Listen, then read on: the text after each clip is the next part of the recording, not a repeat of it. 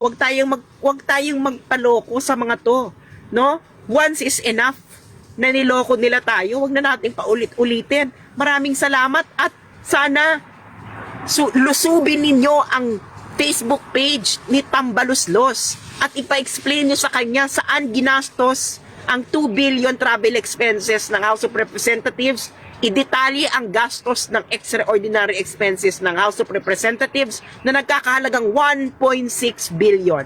Maraming salamat po at pati rin si Subiri, lusubin nyo yung yung kanyang Facebook page, ipadetalye kay Subiri kung saan ginastos ang 331 million confidential fund listed as extraordinary expenses ng Senado. Maraming salamat po. Wag po tayong magpapaloko sa mga to, no? Alam naman natin na itong mga to ay ginagamit nila si Sara para pagtakpan ang kanilang mga ginagawa.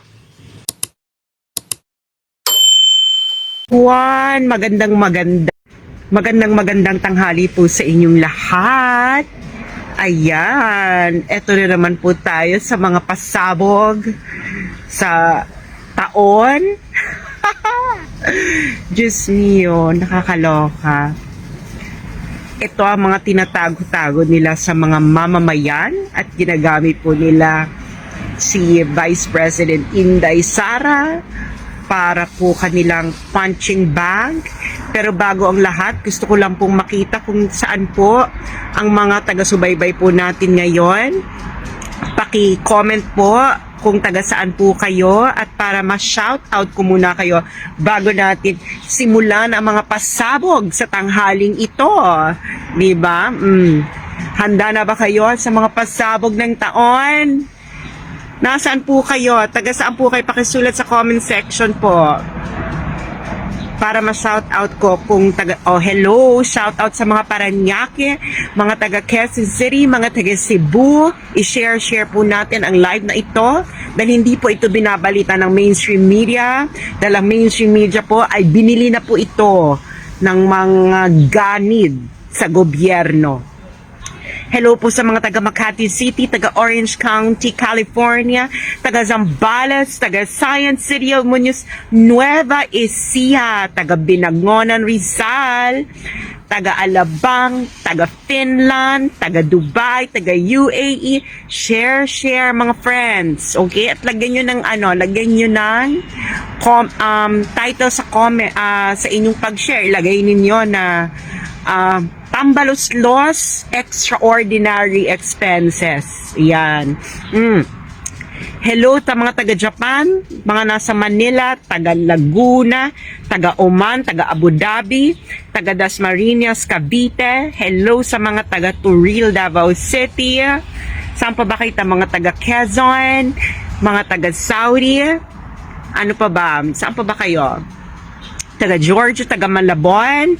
Hello sa mga nasa taga US Colony, also known as the Philippines. Hello sa mga taga Davao del Norte, nasa Calgary, nasa Santa Ana, Manila, nasa Marikina. Ayan. Hello everyone. Alam nyo naman po ang mga DDS, pag rumesbak, swak. Hello sa mga taga Hong Kong, taga Malabon. Okay. Taga Pasig City, San Mateo, Rizal, mga taga Singapore, mga taga Hong Kong. Hello. Nako, one of these days, mga taga Hong Kong, bibisitahin ko kayo. Yan. At tayo ay sama-samang magtutong its dyan sa Causeway Bay, mga taga Hong Kong. Aminin nyo, nagtotong-its kayo dyan sa Causeway Bay, no? Alam ko yan, dalag-aral ako before sa Hong Kong, nagtotong-its kayo. Hello sa mga taga Zamboanga Peninsula, at mga taga Caloocan City, mga taga Spore. Saan yung Spore? Singapore? Taga Laguna? Alam mo, Georgia, USA. Ano tayo, ang DDS tayo, no? Alam mo, hindi tayo papayag sa mga kaipokrituan at mga kakupalan at kaipalan ng mga kung sino-sino, mga taga Cebu City, taga Sweden. Share. At lagyan nyo ng title ang share ninyo. Lagay nyo Tambaluslos extraordinary expenses. Okay. Mga taga Davao City. Ako po ay nasa, Moscow. Yan, Moscow, Russia. Hello sa mga taga-Taguig. At, okay. Ready na ba kayo? Kung ready na kayo, i-comment ninyo na ready na kami sa pasabog. I-comment ninyo yan, ready na kami sa pasabog. Hello sa mga taga-UAE, mga Kagwagwa, Pampanga. Hello, hello, hello. At hello sa mga nasa Taiwan, Republic of China. Hello, Helen. Ako gusto kong bumisita dyan sa Republic of China. Hello sa mga taga-Taguig, taga-Lubao, Pampanga. Kung ready na kayo, ilagay ninyo, ready na kami sa pasabog. Type nyo sa comment section. Naku, pag kulang ang ready na kami sa pasabog sa comment section, hindi ako magsasalita. Marami akong pasabog ngayon, no? Pasabog mula sa Moscow. Ganon. Hello sa mga taga-Switzerland. Hello sa mga DDS Japan. Nako. Hello Japan. Sagot sa kahirapan. Hello sa mga Tagum City, Davao City. Ready na ba kayo? Ready na ba kayo sa mga pasabog ng taon? Ayan. I-comment nyo lang, ready na kami sa pasabog. Ready na kami sa pasabog. Yan. alam niyo naman ako yung favorite Russian spy, di ba? Ready na kami sa pasabog. Okay. Ayan na, readiness na si Melanie. Nako, parati ka na lang, Melanie Abalia, parati ka na lang ready. I-share ninyo, friend. Share. At lagyan nyo ng title.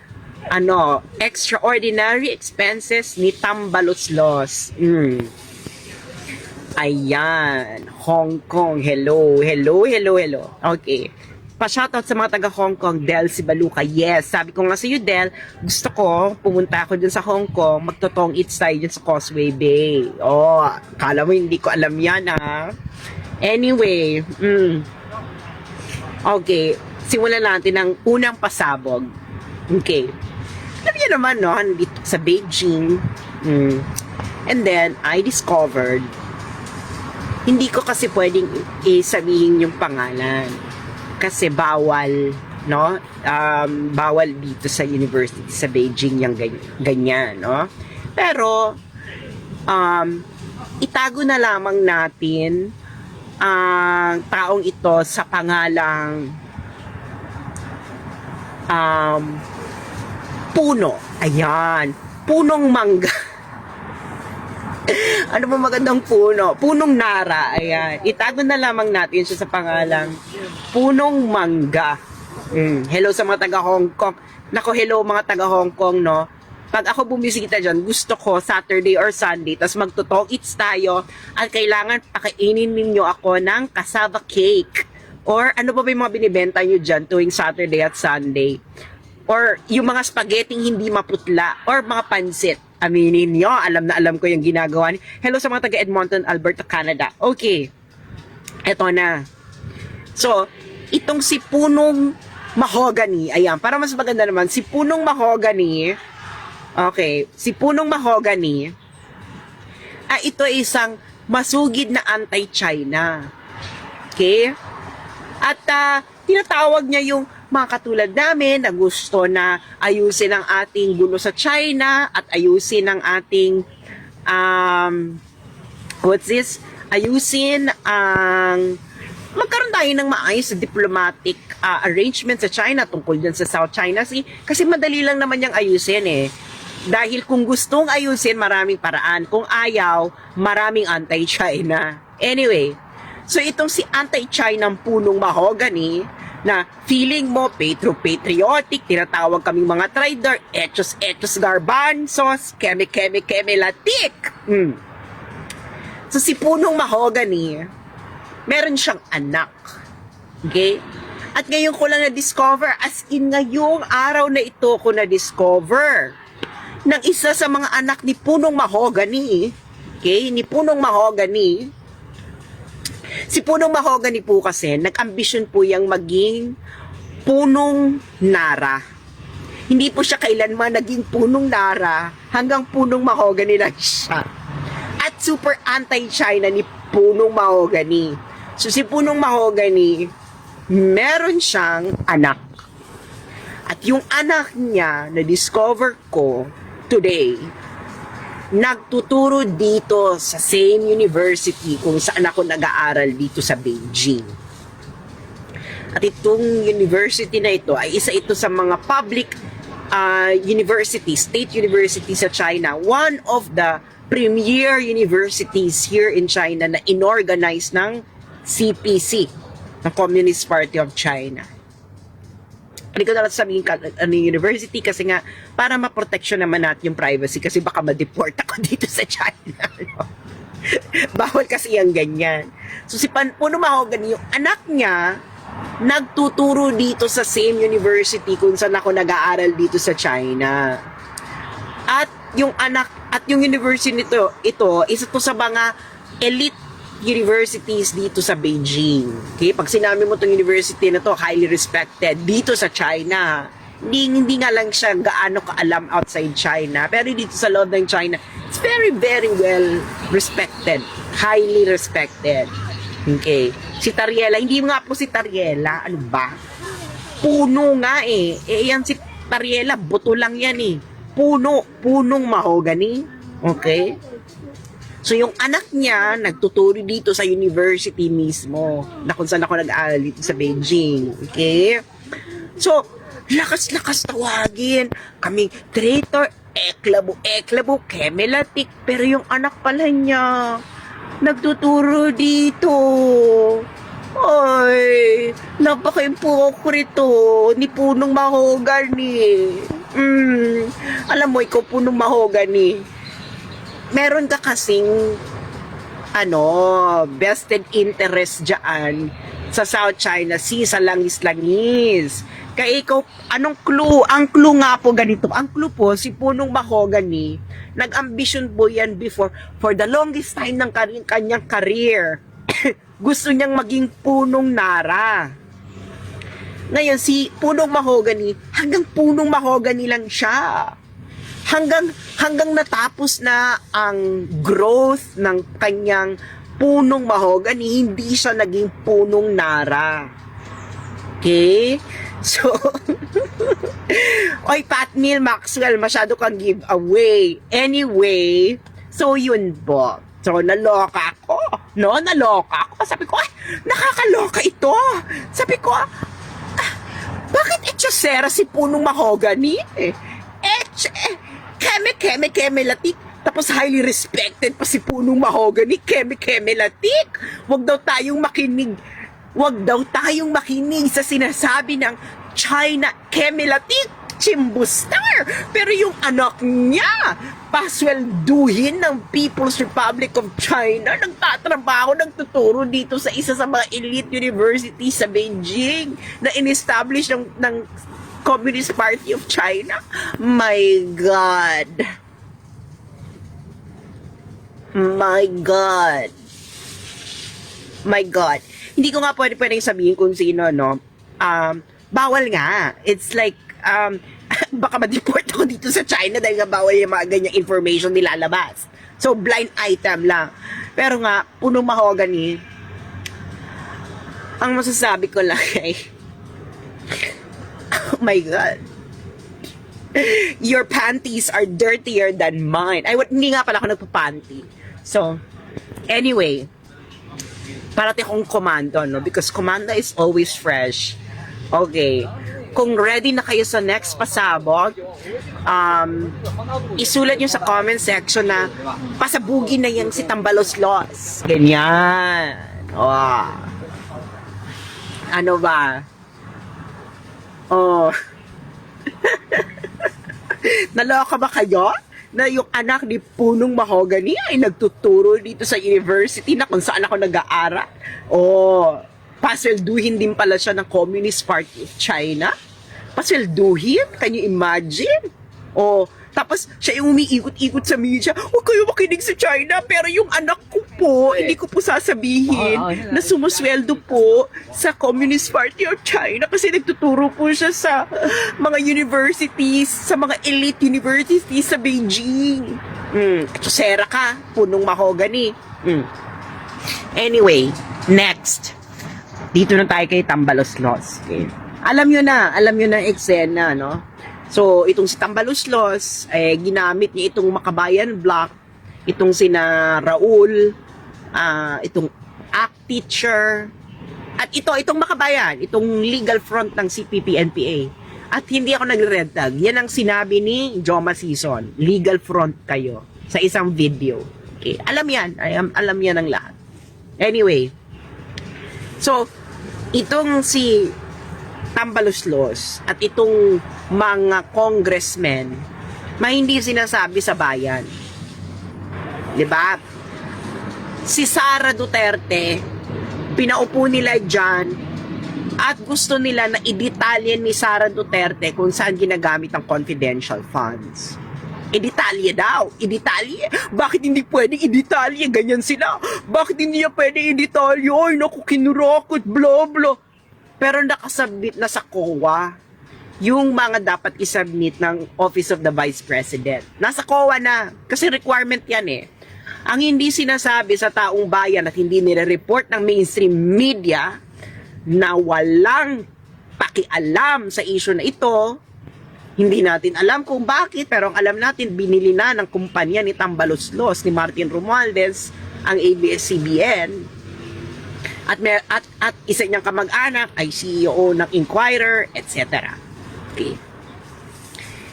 Ang House of Representatives for 2023 ay may 1.6 billion confidential funds listed as extraordinary expenses. Yun ang kanyang specific type. Extraordinary expenses. 1.6 billion. 1.6 billion. According sa isang retired na taga-COA na kumontak sa akin, mas malala ang extraordinary expenses. Kasi ang extraordinary expenses, certification lang ang kailangan.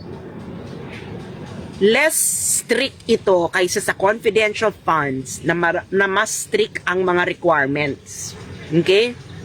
So, extraordinary expenses, certification lang. At sa House of Representatives, ang may control niyan, okay, ay ang House Speaker. 1.6 billion. 1.6 billion.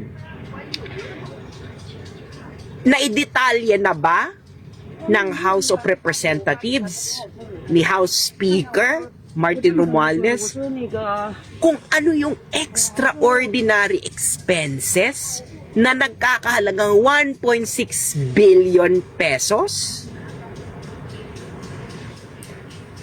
So, kung ikukumpara mo ito dun sa tinatarget nila yung 150 million na confidential funds ng DepEd, maning-mani yung 150 million kumpara sa 1.6 billion ng House of Representatives.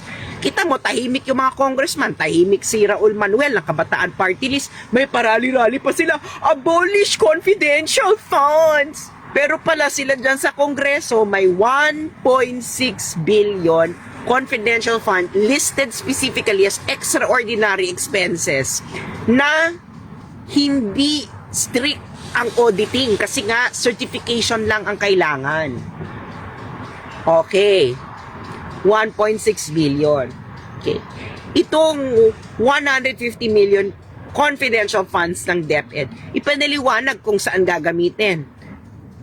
Anti-sexual predators. Kasi nga, ang mga estudyante na under ng DepEd, no, ito yung mga schools nila, mga minors ito K-12. K-12. So, ito talaga yung mga tinatarget ng mga pedophile.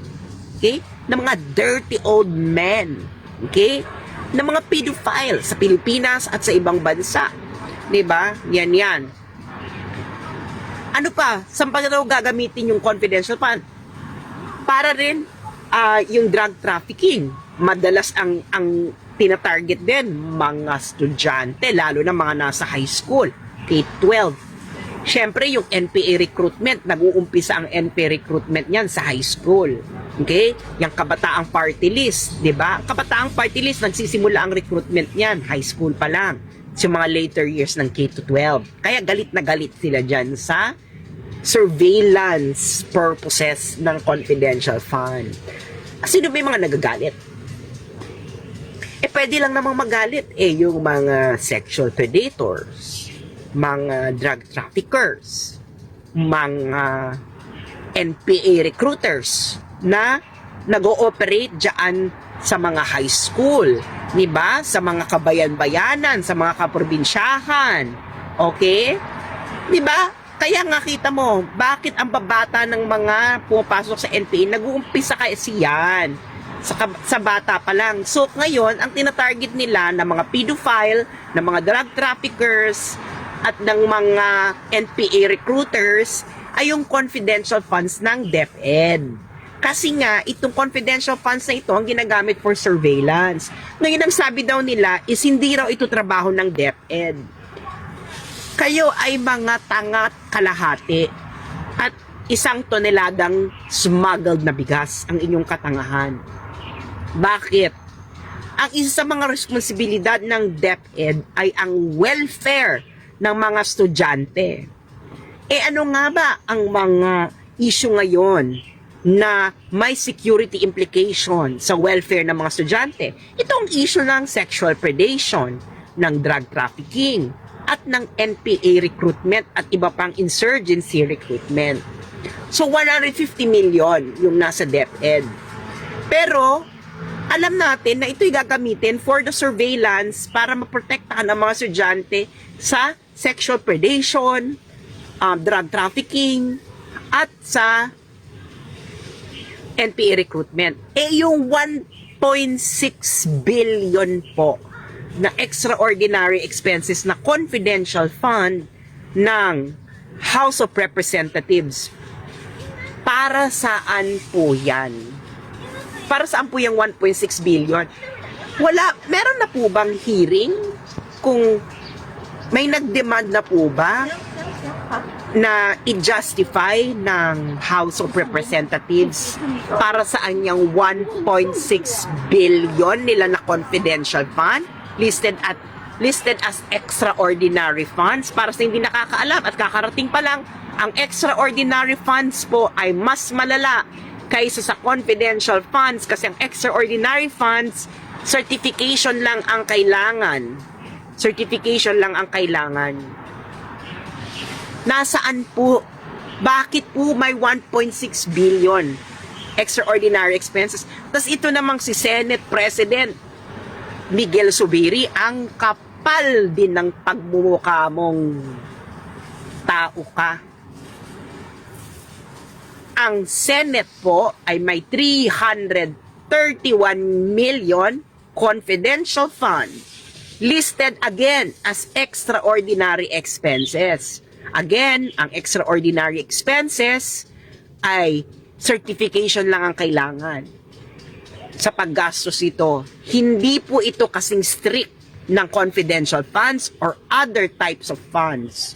Bakit meron kang 331 million extraordinary expenses listed at confidential fund? Bakit ang Senate of the Philippines meron yan? Para saan? Ano ang extraordinary expenses ng Senado? Ano ang extraordinary expenses ng House of Representatives at kailangan nila ng 1.6 billion? Ito pa. Ang House of Representatives under the speakership of Martin Romualdez ay may traveling expenses for 2023 ng 2 billion pesos. 2 billion pesos po ang traveling expenses ng House of Representatives according to their budget. Bakit kailangan ninyo ng 2 billion pesos for traveling expenses dyan sa House of Representatives? Para saan? At bakit hindi nyo ito ipaliwanag sa taong bayan? Bakit kayo, na gumagawa lang naman ng batas, nakaupo lang naman kayo dyan, kailangan nyo ng 2 billion na traveling expenses, and that is on top of the 1.6 billion confidential fund listed as extraordinary expenses na mas malala. Kasi nga, certification lang ang kailangan ng extraordinary expenses at hindi ito kasing strict ng confidential fund. Bakit hindi ninyo kayo subiri? Romualdez, bakit hindi nyo ipaliwanag sa taong bayan ano ang purpose ng ininyong extraordinary expenses? 1.6 billion na kontrolado yan ni Martin Romualdez. 331 million na kontrolado yan ni Subiri, kasi Subiri ang Senate President. Siya ang mag-a-approve ng release.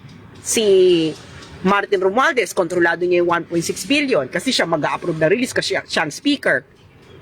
So, ipaliwanag sana ni Martin Romualdez ang 1.6 billion extraordinary expenses na confidential fund ng House of Representatives. Para saan po yan? Pakidetalye po sa taong bayan, ano ba yung mga extraordinary expenses ninyo?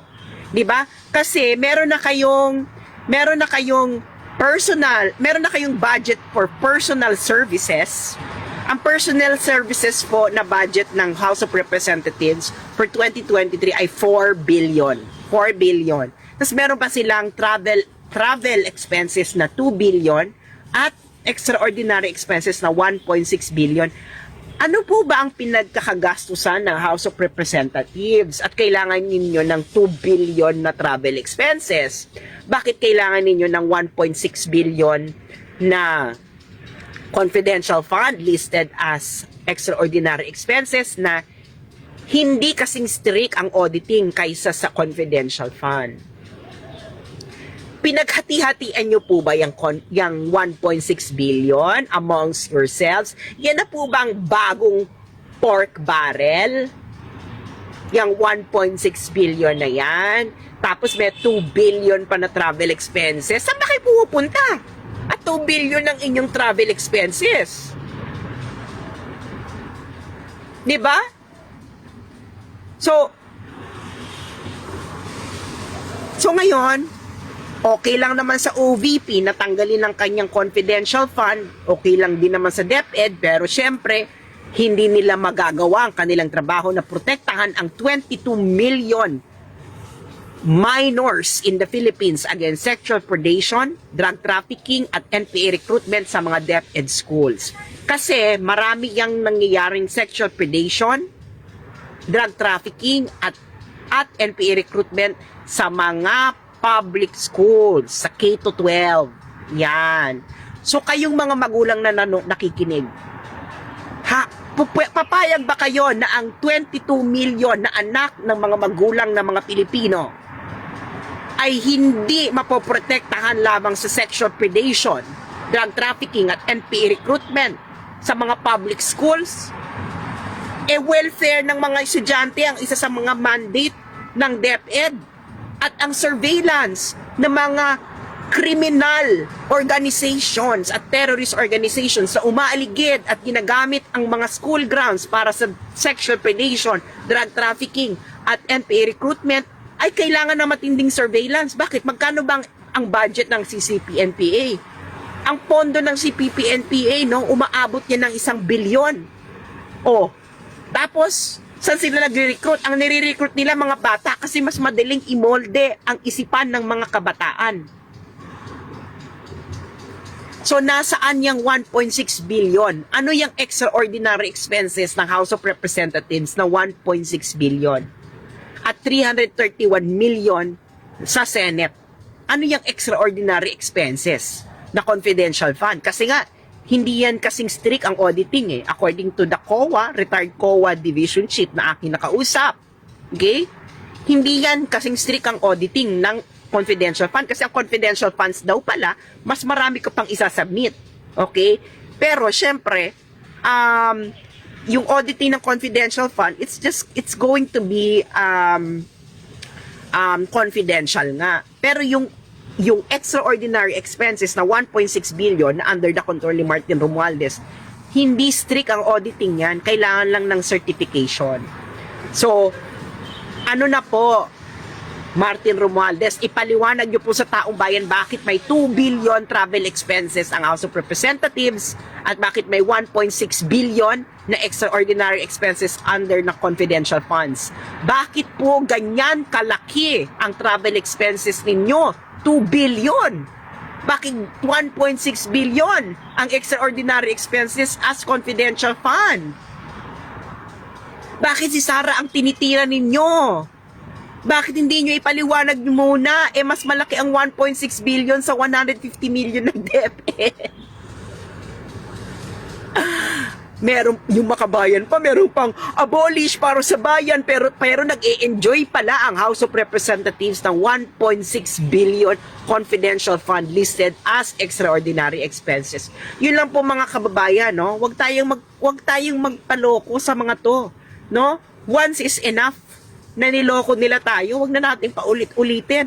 Maraming salamat at sana lusubin ninyo ang Facebook page ni Tambaluslos at ipa-explain nyo sa kanya saan ginastos ang 2 billion travel expenses ng House of Representatives. Idetalye ang gastos ng extraordinary expenses ng House of Representatives na nagkakahalagang 1.6 billion. Maraming salamat po at pati rin si Zubiri, lusubin nyo yung yung kanyang Facebook page, ipadetalye kay Zubiri kung saan ginastos ang 331 million confidential fund listed as extraordinary expenses ng Senado. Maraming salamat po. Wag po tayong magpapaloko sa mga to, no? Alam naman natin na itong mga to ay ginagamit nila si Sara para pagtakpan ang kanilang mga ginagawa. Maraming salamat po.